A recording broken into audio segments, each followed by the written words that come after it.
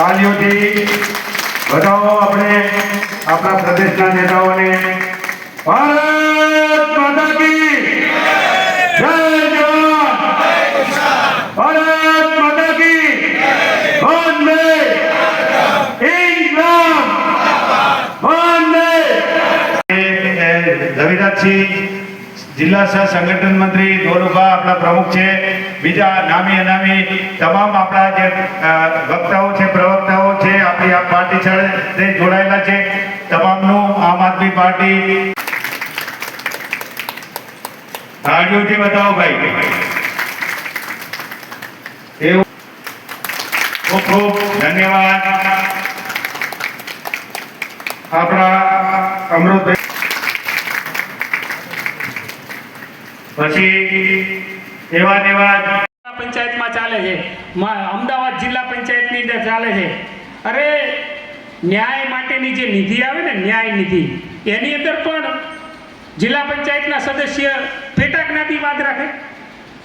પેટા જ્ઞાતિવાદ સુધીની વાત છે, ત્યાં સુધી રાખે કે ન્યાય નિધિની જે ભંડોળ આવે એ ભંડોળમાં પણ પેટા જ્ઞાતિવાદ કરવાનો। આ પેટા જ્ઞાતિનો છે એટલે એને આપવાનો, આ પેટા જ્ઞાતિનો છે જેને મત નથી આપ્યા એટલે એને એ ન્યાય નિધિનો લાભ નહીં આપવાનો।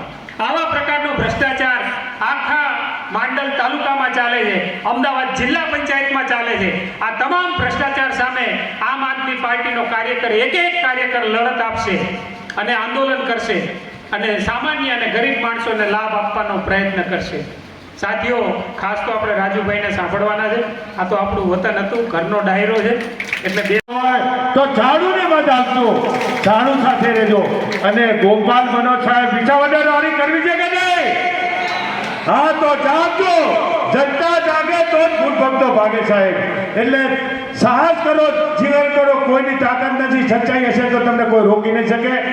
આગળનું વક્તવ્ય અમારા હોનાર નેતા વિક્રમભાઈ દવે।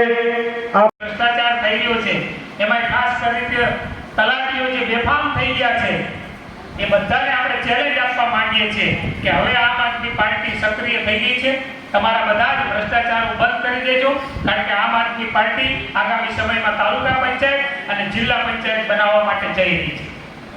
સાથીઓ, અહીંયા તાલુકા પંચાયતની અંદર જે મનરેગાની અંદર ભ્રષ્ટાચાર ચાલે છે, એમાં કામે કામ, એ પછી કેટર શેડનું કામ હોય, કુવા બાંધકામનું કામ હોય, આપ સૌનો હૃદયથી ખૂબ ખૂબ ખૂબ ખૂબ આભાર। જે પણ મિત્રો આવ્યા હોય, શહેર ગામના જે ખેડૂત મિત્રો આવ્યા છે, શહેર ખેડૂત મિત્રો આવી જાઓ। આપનો પ્રેસ મીડિયામાં પણ આવશે, નામ પણ આવશે, અમે લિસ્ટ આપી દઈશું, લઈ લઈશું। ગમે તે કામથી આવ્યો હોય અને આપણે અમને આ જાણ કરી છે, પણ કોઈ એ જોઈનિંગ માટે વધારે પ્રદેશના નેતાઓનો પણ હું ખૂબ ખૂબ આભાર માનું છું કે તમે અમને જોઈનિંગ થયા। બધા મિત્રોને નવાના છે, વિજવાડા ગામના છે, નવા ગામના છે, રીગલી ગામના છે, તો તમામને હું કહું છું કે ગોપાલ બંધુ 51 ગોપાલ જો માંડલમાં ઉભા થઈ જાય તો સાહેબ માંડલ તાલુકાની 16 સીટો, જિલ્લા પંચાયતની 2 સીટો કોઈની તાકાત નથી, પછી આપણે સ્વરૂપી ઘરે જઈશું। મોરચાના પણ માણસો આવે છે, લઘુમત છે, ખેડૂત વર્ગ છે, આ તમામ નામી તમામને જોઈનિંગમાં વધાર્યા છો તે બદલ અમારો ખૂબ ખૂબ તહે દિલથી આખા પ્રદેશ ટીમ વતી, વિરમગામથી, માંડલમાંથી, જેતપુરથી હું ખૂબ ખૂબ આભાર માનું છું। ધન્યવાદને પાત્ર છો। આપ ધનથી એવા કરજો, બહુ નેતા પણ તમારી પર ઉભા છે, તમામને શુભકામના। રાજુભાઈ જોઈનિંગ આપશે। ખૂબ ખૂબ ધન્યવાદ રાજુભાઈ, વિક્રમભાઈ, અમૃતભાઈ, ખૂબ ખૂબ ધન્યવાદ, ખૂબ ખૂબ ધન્યવાદ। એ પછી નવા ગામના આપણા એક બોલી આવ્યા છે, સ્વરૂચિ ભોજન આપણે કરવાનું છે, પણ આપણે હર વિધિ મતે આપણા પ્રદેશના નેતાઓ વિદાય આપીએ, પછી જ આપણે સ્વરૂચિ ભોજન માટે ઉઠીશું, ત્યાં સુધી આપણે સ્થાન ગ્રહણ કરી રાખશું। હજુ આપણે જોઈનિંગ બાકી છે, કેજી આવી ગયા। મુકેશભાઈ પત્ની માટે આવે, વરખોડ ગામના છે, વિજવાડા ગામના છે, આપણે જોઈનિંગ લઈ અને નાનાપડા ગામના છે. આજે વિરમગામ વિધાનસભાના માંડલ તાલુકામાં ગુજરાત જોડો જનસભા આમ આદમી પાર્ટી દ્વારા આયોજન કરવામાં આવેલું, જેમાં મોટી સંખ્યામાં 100થી વધારે લોકોએ આજે આમ આદમી પાર્ટીનો ખેસ વિધિવત રીતે ધારણ કર્યો છે.